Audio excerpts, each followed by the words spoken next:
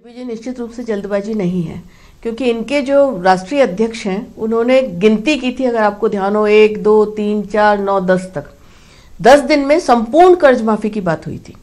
और हालत यह है कि 30 दिन बाद इन्होंने 7 मंत्रियों और 6 ऑफिसर्स की कमेटी बनाई है। अभी ये क्लियर नहीं है कि ये कौन से ऋण माफ करेंगे। कभी कहते हैं फसली ऋण, कभी कहते हैं अल्पकालीन ऋण, कभी कहते हैं कोऑपरेटिव बैंक्स के ऋण, कभी कहते हैं डिफॉल्टर्स के ऋण। बड़ी उम्मीद से किसान इनकी तरफ देख रहा है।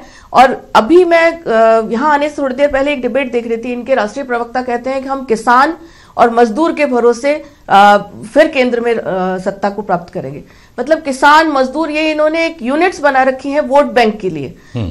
निश्चित रूप से भारत का किसान वोट बैंक की राजनीति में अब आने वाला नहीं है।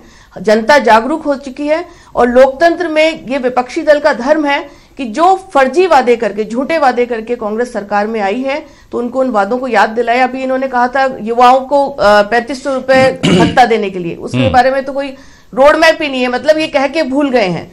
और जहां तक ये कर्ज माफी की बात कर रहे हैं, आप देखिए, आप अभी उस पे तो ये आया ही नहीं है अभी। तो इन्होंने डेडलाइन भी नहीं दी थी उसकी कोई, जैसे कर्ज माफी की नहीं, कर्ज माफी की तो दी थी ना 10 दिन की। लेकिन इनके मुख्यमंत्री लेटर दिखा रहे हैं, हमने उनको, हमारे प्रधानमंत्री जी को लेटर लिखा है। तो क्या उस लेटर के भरोसे हमारे प्रधानमंत्री, हमारी राष्ट्रीय सरकार के भरोसे इन्होंने ऋण माफी की घोषणा की थी क्या? निश्चित रूप से आम जनता, आम किसान एक भुलावे में आकर इनको वोट दे गया था। और आज भी किसान, इतने साल की आजादी के बाद भी कांग्रेस ने किसान के लिए ना कोई नीति बनाई, ना कोई नीयत इनकी ठीक है। सिर्फ वोट बैंक के रूप में ये किसान, मजदूर, युवा, महिला सबको यूज करना चाहते हैं।